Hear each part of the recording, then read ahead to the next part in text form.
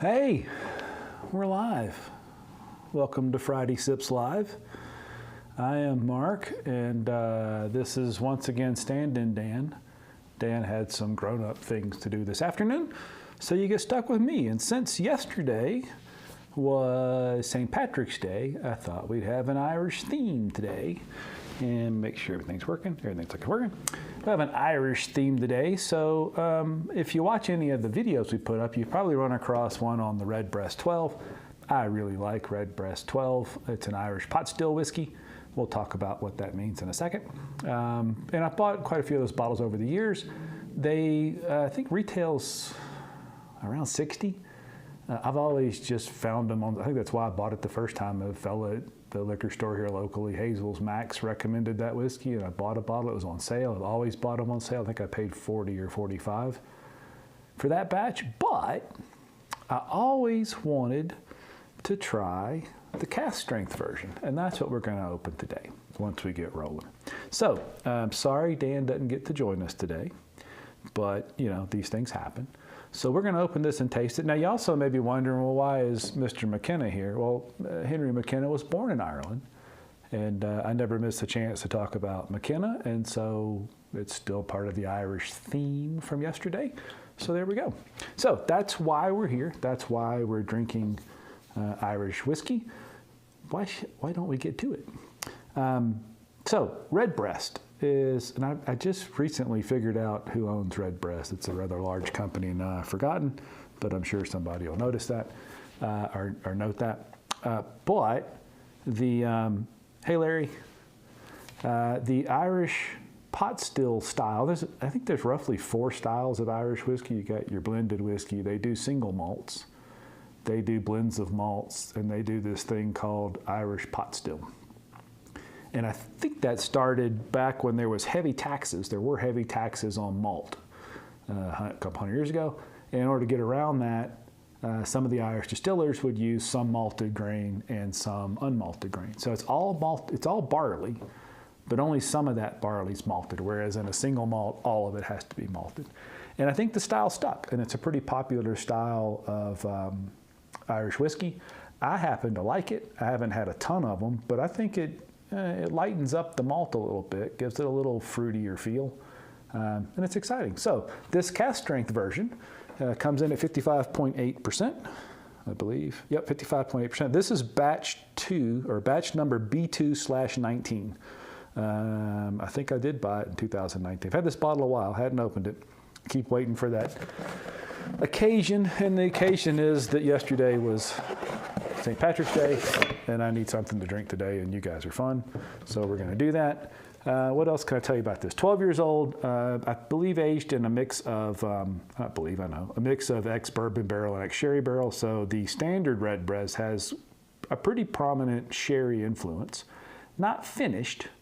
In American whiskey, we often, if there's another type of barrel involved, we will generally assume it's finished, and it is, because most American whiskey, bourbons, rye, American single malts, have to be aged in new barrels, new charred oak, actually containers, believe it or not. The rule is containers, not barrel, but to my knowledge, nobody, hey Bender, oh good, you've had it.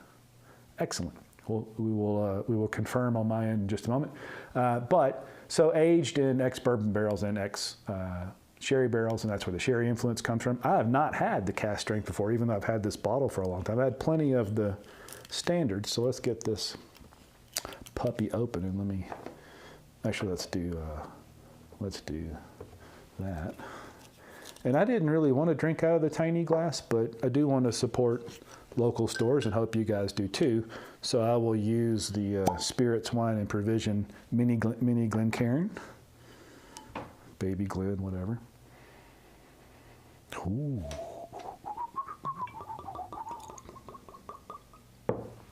I guess I would end up drinking out of it anyway because I wasn't paying attention.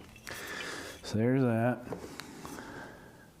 Anything else I can tell you guys? Oh, Pernod Ricard. That was the name of the company that owns it that I didn't think about.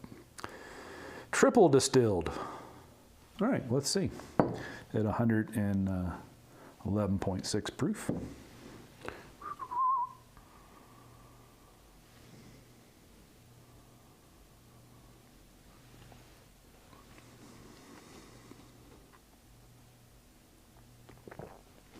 Ooh. That is delicious. I am a big fan of the standard red breast, but bottled at 40% or 80 proof, that will scare off some American drinkers. And I always encourage people not to get scared off by that, because a 12-year-old 40% Irish whiskey or Scotch whiskey is just not the same as an 80 proof bourbon that's 4 or 5 or 6 years old. That much time in those used barrels picks up a lot more nuance than it will in a short time even in a new barrel. This is delicious. The nose, you know, on the label it talks about the fruitiness and the citrus. If I get fruit, it's a darker fruit. That's got a, not butterscotch, but a toffee kind of nose to it.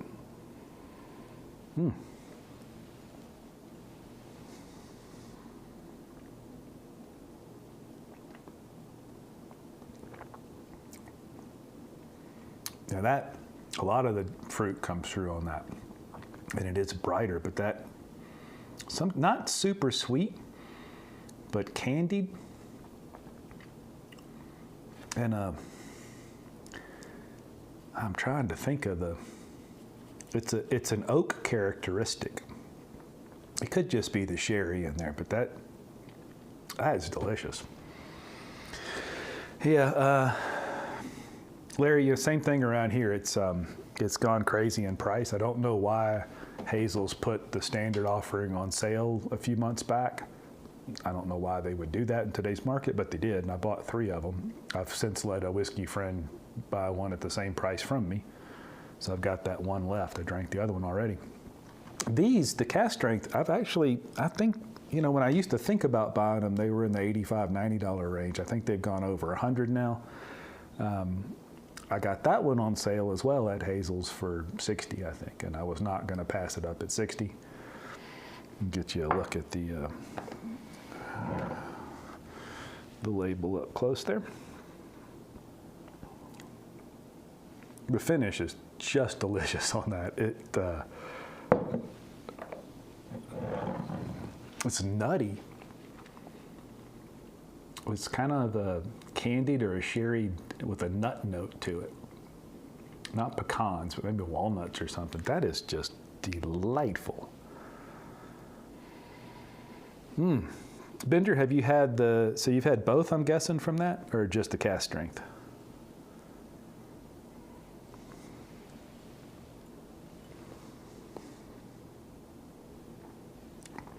I gotta say, I don't even know that they taste like the same whiskey. I don't really want to open that one since it's, I don't know, I want to have both of them open, but I don't know that I even recognize those as the same whiskey. There is a resemblance. But where the 40% 12-year, it's a nuanced deal. You got to kind of live with it for a minute. This one just comes in wide open, smooth across the palate. Yeah, 60 versus 83. I'm spending the extra $23 all day long. You can do the math. You can do the math on whether, you know, if I proof this down to that, am I coming out okay? But I tend to lean on the experience. Is the experience worth the extra $23? And I've never paid 60 for that. I've never paid more than 40 or 45 for it. And I don't typically pass them. Like I said, last time they were on sale, I bought 3 of them. But at 83, and I paid 60 for this guy, which I thought was outstanding. But at 83 versus 60, I buy the Cask Strength all day long. And let's play with that a little bit, because if that is a theory, if that is a theory on thinking about Cask Strength versus the regular, let's try proofing it down a bit and see. And I'm not going to do exact math, but if I'm 80 proof versus 116, that's an ounce and a half. That's 2 ounces. Maybe that's 2 ounces. So we need about, I don't know, 3/4 of an ounce maybe to get that close to 80 proof. Is my proof calculator that?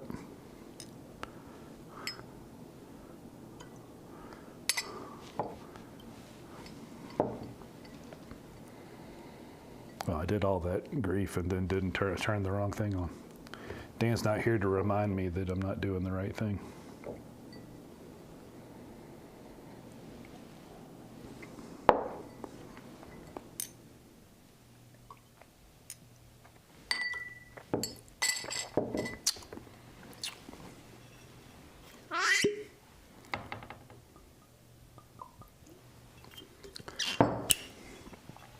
So let's see. It's still not close to 80 proof. Maybe I don't bother getting it all the way there. All right, so here's Cask Strength. God, the nose is developing even as we sit here. Now that's got a fruit, like an apple peel.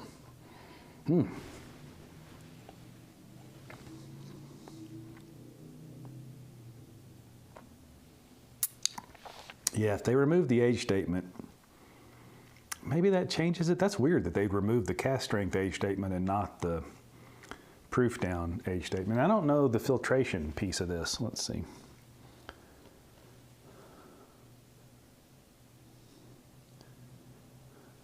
No less than 12 years. But sometimes they will not chill filter the Cask Strength because it's above the flock point. But then they will chill filter the regular offering. Yeah, it doesn't say. Based on the mouthfeel,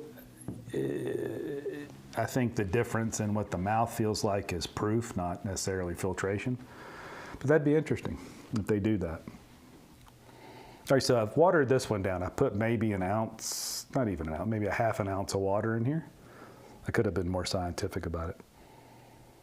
And I'll tell you this too, so watering bourbon down is worth the effort, especially the purpose. I've done this a million times, I'm telling you. Purpose of Cask Strength whiskeys is not for us to figure out who's the strongest dude in the room that can drink Cask Strength whiskey. It's so you can proof it where you want to proof it.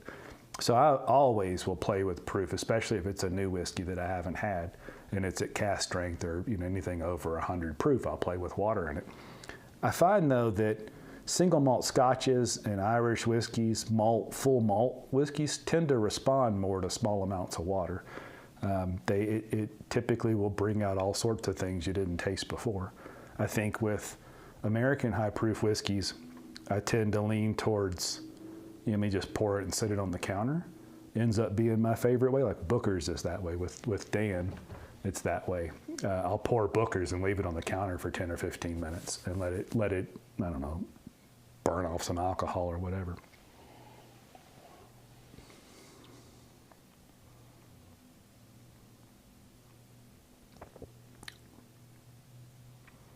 Okay, so I put too much water in it.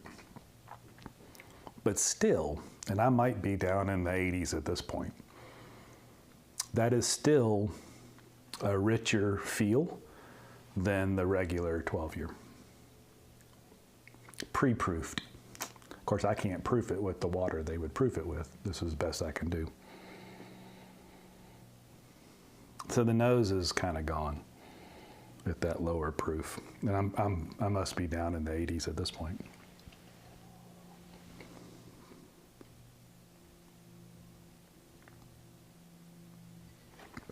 That is still just delightful. So check this out. I don't know, let me see if I can get, but the legs on that, holy smoke, it's just coated all over. And even proof down, it's all over the palate. That is just a fabulous whiskey. Let's talk about the dollars. Because $80-something, and I, kind of like Larry was alluding to, at least around here, I've seen the standard one creeping up towards $80. And this Cask Strength guy over 100. Not a $100 bottle. Anything in the 80s, I'm a buyer at that kind. I paid a lot less for that one, but whereas with the regular 12-year, I'd have a hard time paying much more than 45 or 50 for it. This guy, I'd gladly pay 80, $85 all day long. Outstanding. And I hope they don't remove the age statement. Age statements aren't live and die for me. If I like the whiskey, I like the whiskey, but you got to figure when they pull an age statement, it's not going to get older.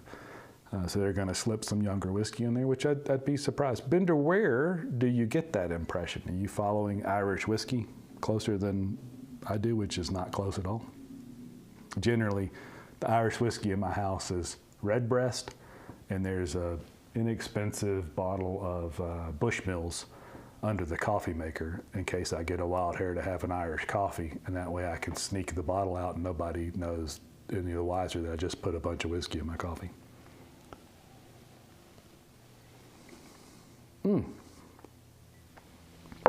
That's fabulous.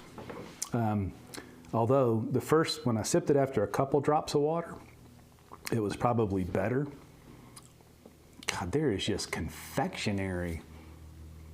I don't know what to tell you, because on the first sip, there's too much water in it, but then you let it sit for a second, and the roof of my mouth feels like it's coated in powdered sugar. That's delicious. Whew. That's good. Let's see.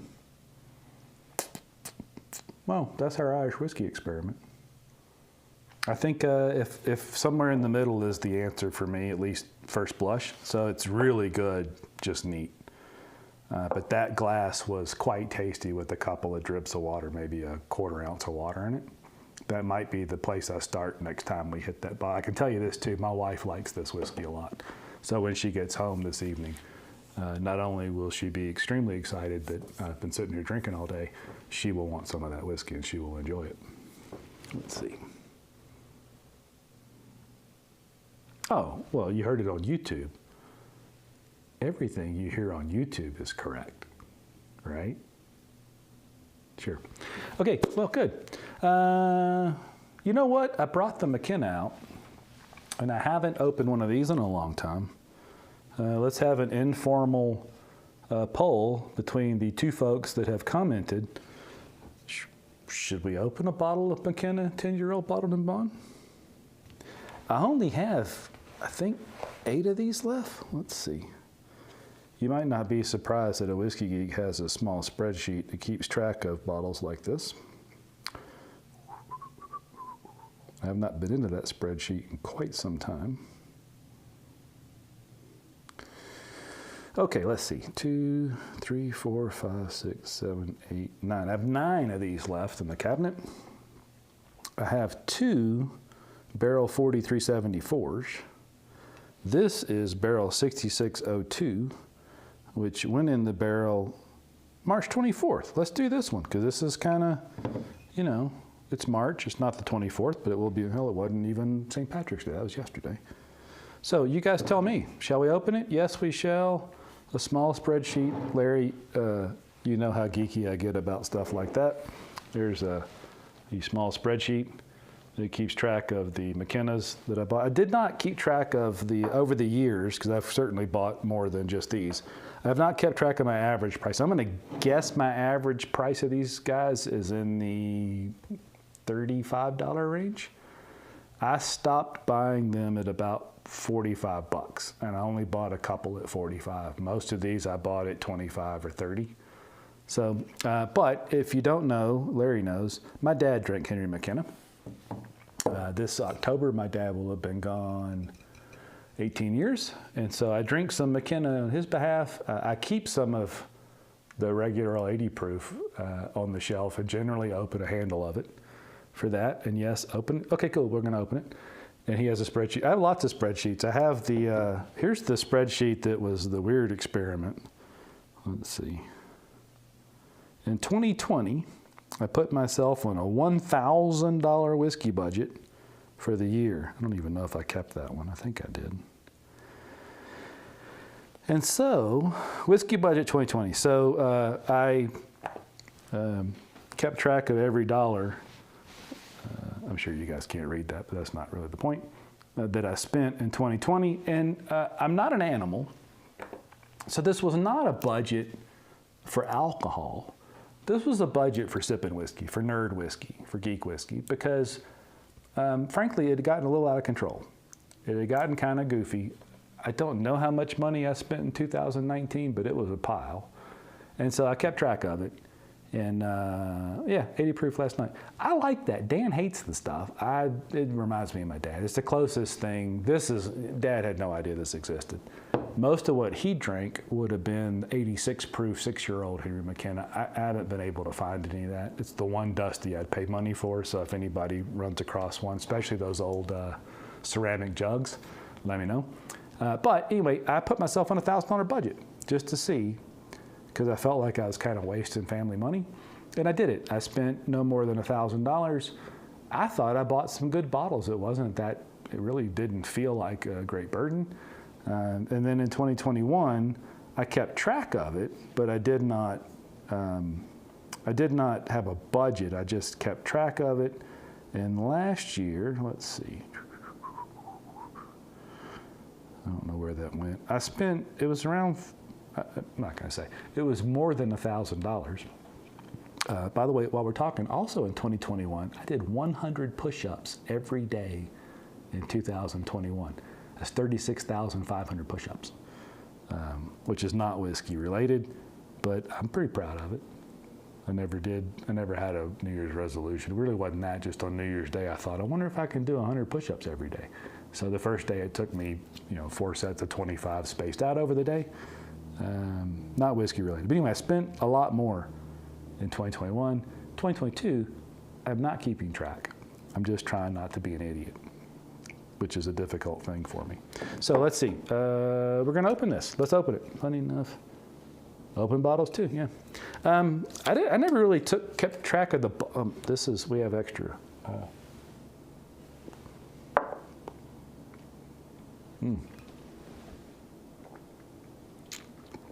That's delicious. That's now on the nose now. With a mouthful of the Cask Strength and nosing the watered down, there's a leathery brown sugar, some kind of heavy sugar. God, that's just fabulous.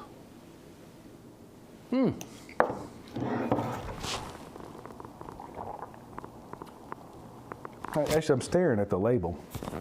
It says butterscotch. It may be butterscotchy, but I'm going to cross between butterscotch and toffee. That is just fabulous. Don't miss that one. I don't know what I was saying before. It's irrelevant. Let's clean up bottles a little bit. I hate to turn that finish off. The finish on that whiskey is fabulous, and it's quite long. It's like being in a great big place, a big bakery that makes a bunch of confectionery type.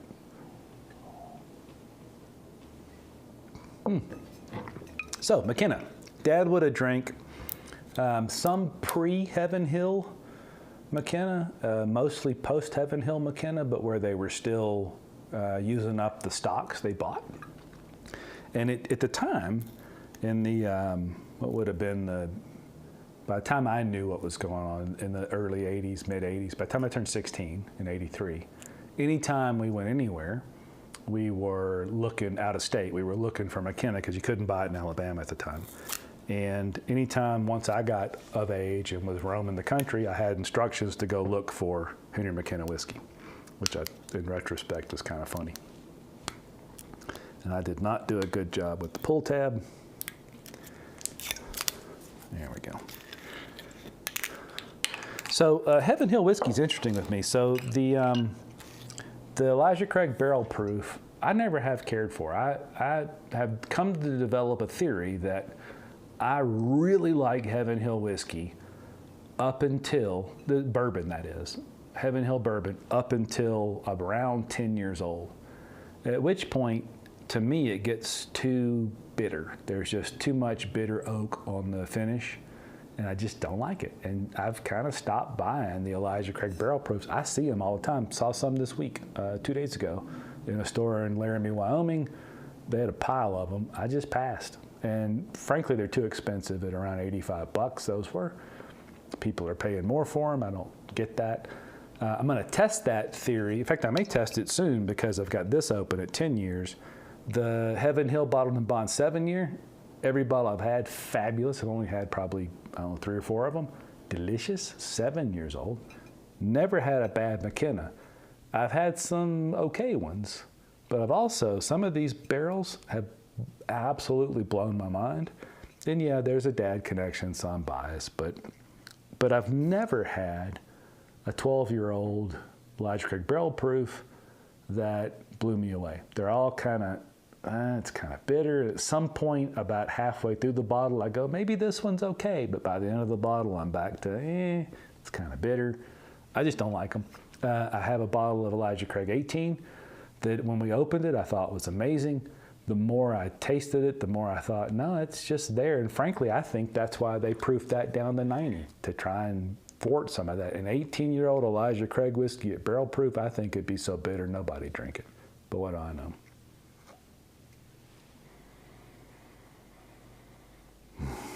That's delicious. But I do think somewhere around 10 years is my max on Elijah Craig bourbon. Now, if you happen to disagree and have a well-aged Elijah Craig, Heaven Hill produced bourbon that you love, I'd love to taste it. If you have one of the Parker's Heritage bottles that's 27 years old and you think it's good, I'd love to taste it. But based on my experience, I would never pay the money for that because I just haven't had a 12-year-old Elijah Craig barrel proof or a 12-year-old or past 10-year-old Heaven Hill bourbon that I cared for. So let's see, is this one of the barrels that's kind of or is it one of the ones that blows us away? But those is fabulous.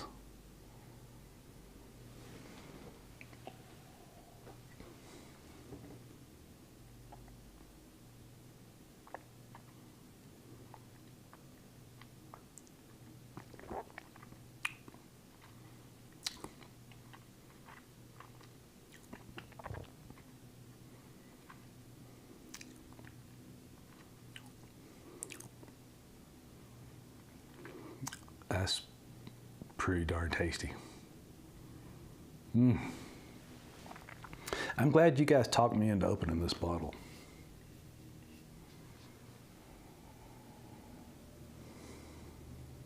God, so good. That's so much better than any Elijah Craig barrel proof whiskey I've ever had. And look, I proof those down too. I bring them down to 100 to put them in line with the bottled and bond. I spend a whole lot of time, I can't even talk, that's really good. But I spend time proofing them down. I look for the answer. I look for a way I can enjoy those whiskeys. I just don't. I hope everybody else does. I got, I don't know, 3 or 4 left over in the cabinet. I don't know what to say. I think Heaven Hill bourbon is absolutely delicious until around 10 years old, and then it's a diminishing return deal after that. But I'm super glad you guys talked me into this. It reminds me of my dad, even though he never had any idea what a bottled and bond whiskey was. Delicious. Can you A and, yeah, sure. I can A and B that with the 80 proof. Give me just a second.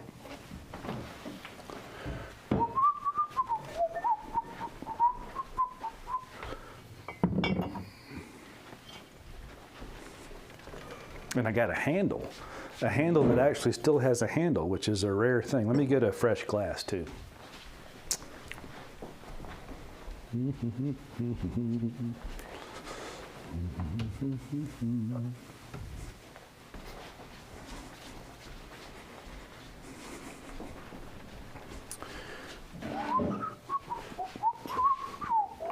Okay.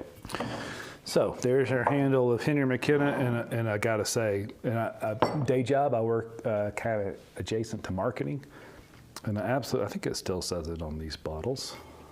Maybe it doesn't. It used to say, Kentucky's finest table whiskey. Doesn't say that anymore. So,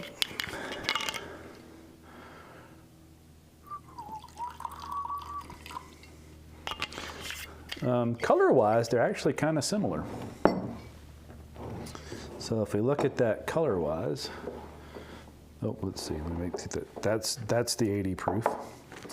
They're kind of similar, even though there's 20 proof points difference.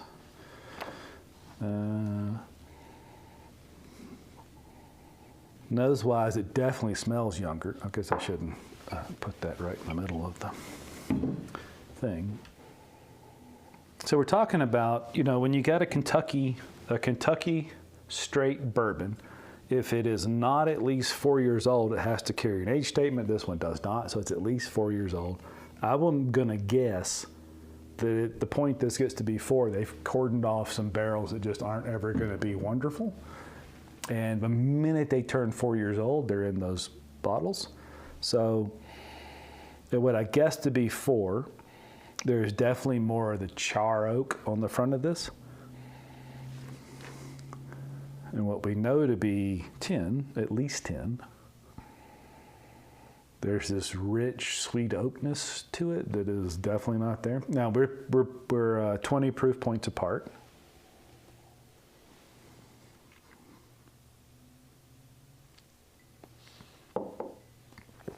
And I don't know what's wrong with Dan. He absolutely hates that whiskey.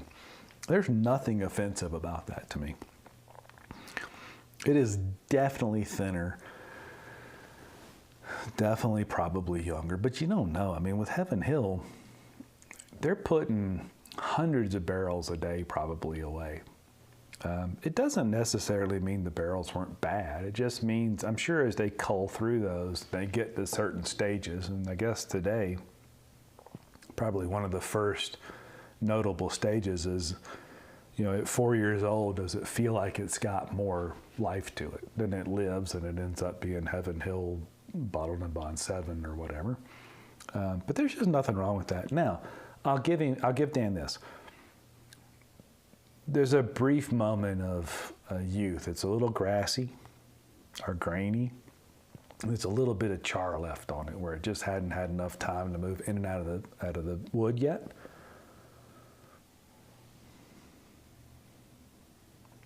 Bender, Texas whiskey. Yeah. Yeah. But there's just nothing wrong with that. Okay. Yeah, nothing wrong with that. So, nowhere close. But let's say that there's a little more in the 80 proof. So let's fill this guy up.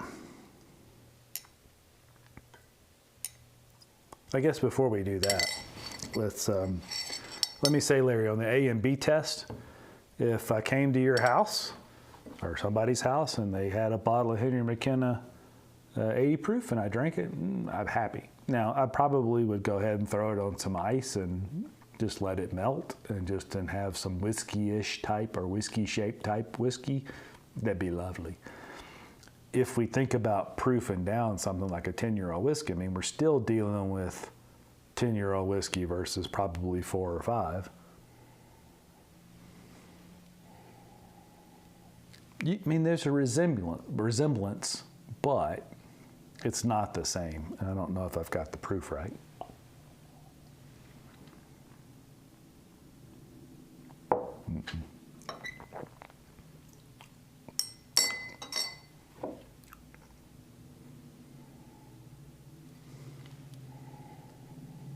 I guess I should put the main camera back on. Sorry about that. Just in the comments, just camera me when it's wrong. Yeah, so that's a good point too. So Heaven Hill had the Heaven Hill Bottled and Bond 6-year-old Kentucky only release. None of the rest of us got to buy. Had to go to Kentucky to get it. Was $12. $12 for a 6-year-old Bottled and Bond whiskey. They discontinued that, and then a year later it came back with, we all know what it looks like.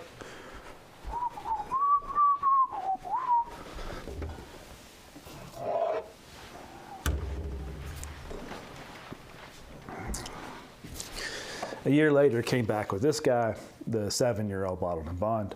And I know what you're thinking. Well, Mark, why don't you open that bottle? And now we've got a comparison. Well, let's finish this comparison first. We're already quite a bit into it, and you guys don't have all day. That's 35 minutes. Let's finish this guy first. But they came back with this bottle at 3+ times the price, and 1 extra year and a cute label. made a few whiskey geeks mad. I don't blame them. I never got to taste that 6-year-old bottled and bond whiskey for $12. But yeah, I mean, a 750 of the Henry McKenna at 80 proof, I think it's a fine whiskey. Nothing wrong with it. And just partly because of Dad, especially when it's warm out, I will put a big old glass of ice and pour some in there and splash a little water on top of it. I think it's delicious.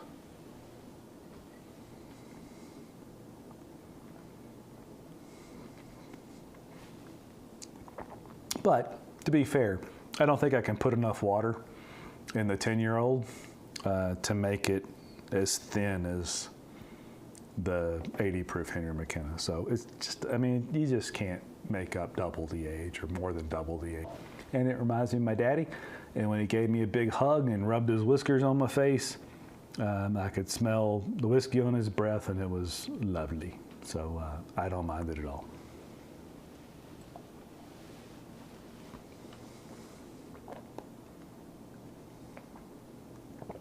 Yeah, Dan's just wrong. Nothing wrong with that whiskey. But AB, Larry, my quick result is you just can't make up the age difference. So there's that. You know, normally when I sit here after this, when I'm done the Friday Sips Without Dan, or when I'm just doing videos, I do 8 or 9 videos, I don't actually drink all the whiskey. Today I've drank all the whiskey, and we're getting to a point where I think everybody should be able to tell I've been drinking all the whiskey. But since I'm in that state, and you ask the question, well, what do these two guys taste like together? Maybe we should figure that out. Should we? I think, Larry, you may be the only one left.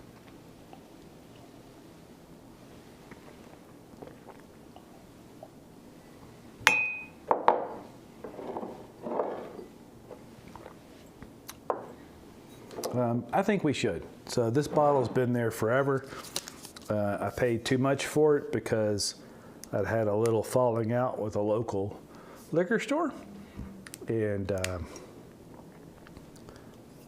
why, you say, did I have a falling out? Well, I had spent $2,600 in his tiny little store in the course of a year in hopes that I was a good little customer and earned a shot at whatever allocated whiskey he got. And when he did, he asked me what my bid was to see if I was the highest bidder on a 10-year-old Rip Van Winkle, which I could be anybody's highest bidder anytime I want. And that turned me a little sideways. But, you know, that's a me thing, not a him thing. I don't fault him for maximizing the profit. Retail's tough, hard to make money. But later we made up, and I went in one day and bought this, and then didn't pay attention to the price because I bought a couple bottles, and turns out I think I paid a lot of money for this bottle. But let's open it, and we will see.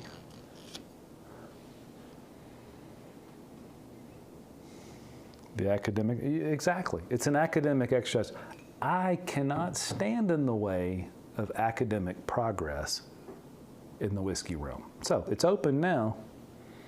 Dan will be happy because he's got one of these he won't open because he's scared he'll never get another one. I love the smell out of the bottle. Something about the focused nose.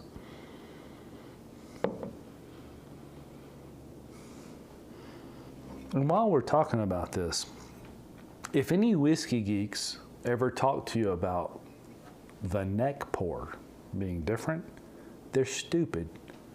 The whiskey that comes out of the bottle at first, I mean, it's liquid. It moves around. It does whatever. This part of the bottle has nothing to do with it. It just hasn't had oxygen on it. It doesn't matter if you shake it around. Neck pour is ridiculous. But I gotta say, I do love the smell right out of the bottle. This is actually not pungent, but it's a more aggressive nose. It's 7 years versus 10. Maybe that makes sense. So let's go to the pouring camera. We good? We're good. And so let's put some 10-year-old Heaven Hill whiskey, which is, I believe, 78% corn, 10% malted barley, 12% rye. The 12 and the 10 may be mixed up. Did I pour more?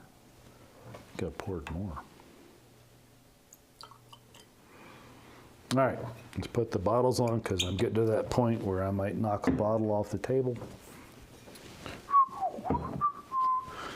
Good. So Heaven Hill Bottled and Bond 7-year-old, Henry McKenna 10-year-old is the same whiskey. I'm sure they put them in different parts of the warehouse, Henry McKenna. So if we look at the color, I gotta say, let's go back here, because the color on that 7-year whiskey is clearly darker than on the 10-year. Now, this is single barrel versus not single barrel, but they're both bottled and bond, and that means both of them have to be the product of the same distiller and the same distilling season. So there's 2 distilling seasons per year. So this guy's darker, no doubt. But it came from a batch of barrels that were distilled at the same time, and it has to note it. Let's see how it does that.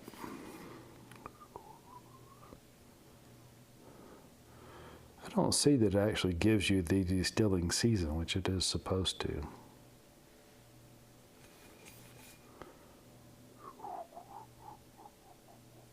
It's supposed to, but it can't be that big a difference. So why would a 7-year-old whiskey be darker than a 10-year-old? That's interesting. At the same exact proof. On the nose, the McKenna is so much more sophisticated. That just smells like bourbon love. This is good, but you still get a note of char on it. There's just the slightest little grassy influence to it. So nose-wise, McKenna 10 wins by a mile.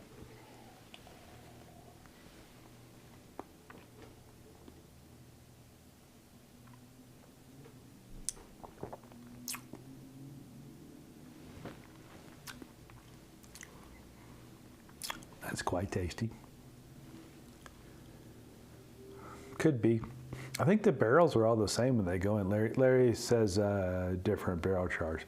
No, I don't think so. I believe Heaven Hill, because we're talking about thousands of barrels, hundreds per day coming off the still. I think they have a char profile, and everything goes into that. So whatever bourbon Heaven Hill is, it went all into the same barrels at the same time, at the same whatever, and they cull them out later as it relates to what's going to be a McKenna 10, what's going to be reserved for some Parker Heritage type stuff. And look, nothing wrong with this 7-year nose. I'm going to explain it. This is just luxurious, and this is just really good.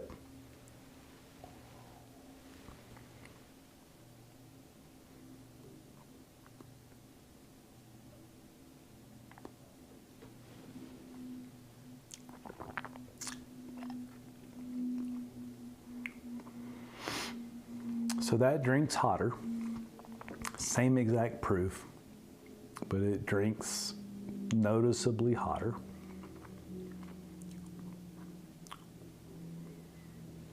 But really tasty. It's brighter. I get more fruit in that. You know, here I'm getting the darker sugars. Here I'm getting more of it's maybe apple or plums. Yeah, Bender kind of McKenna for the win. I think that's where blind tasting comes in. I love to taste these blind, but if I'm guessing, I mean, this just The McKenna 10 just feels silky. It feels like it's older. And it is 3 years older, but it feels way older. But I'm also, over the years, developed the Jimmy Russell theory that bourbon's just at its peak at 8 to 10 years. And so something around 7 is about to hit that lane where it's gotten what it's going to get from the barrel. You've got the balance of oak versus distillate. And look, this is good, but I got to tell you, in my head, I had put that 7-year Heaven Hill bottled and bond whiskey much better than this. And it could be the batch. But we're dealing with a single barrel versus the season's distillate, which at Heaven Hill, holy smoke, could be thousands of barrels over the course of a season. You got to include that too. So it's not really fair because some of these barrels have been okay. Some of them have been freaking mind-blowing. I call this one somewhere in the middle. It's not meh, and it's not I'd pay whatever I got to pay to get it. It's somewhere in the middle. But this is this is a mingling of a lot of barrels, probably thousands of barrels over the course of the season. And they pick through those and figure out which ones make this season's release. It's really good.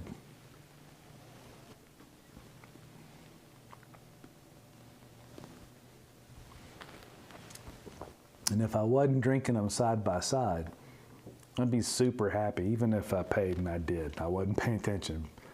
I feel bad about that. But I paid $50-something for this bottle. It should be a $4 bottle. Even if I paid $50-something for it, I'd be pretty happy with that. But when I'm drinking it right next to this guy's just light years ahead. It is so much more luscious.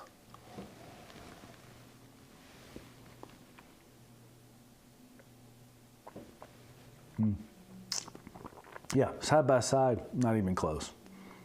The McKenna 10's better on every dimension, on nose, mouth feel, across the palate. Frankly, I can't comment on the finish because I keep drinking them like this. So who knows on the finish? I'm going to guess this finish is better, but I don't know for sure. Delicious. I'm so glad. Sorry about that. I'm so glad you guys decided we should open those. So this has been lovely. I've enjoyed every bit of it. I'm going to actually turn this off at this point and go do and open the bottle on the Red Breath, which was delicious. And I don't know, maybe even the Heaven Hill and the Henry McKenna. So look for those videos. Thank you so much, Larry and Bender, for hanging out with me. I really appreciate it. Thank you, Dan, for being here in spirit. That, by the way, in case you don't know, let's see, you can see that, right? No, you can't in the picture. This is Dan's birthday bottle. So Dan's birthday is April the 2nd, I think. Whatever, he's going to be 40. It's a big birthday. We're going to play guitars and drink whiskey. And luckily, the allegiance to a local store has paid off again. I've got a bottle of Booker's that Dan doesn't have, which is unusual because he's got all of them. We're going to open on his birthday and play some guitar. So wish Dan a happy birthday on April the 2nd. Cheers to everybody. Thanks for hanging out. And we'll see you next week on Friday Sips Live. Cheers.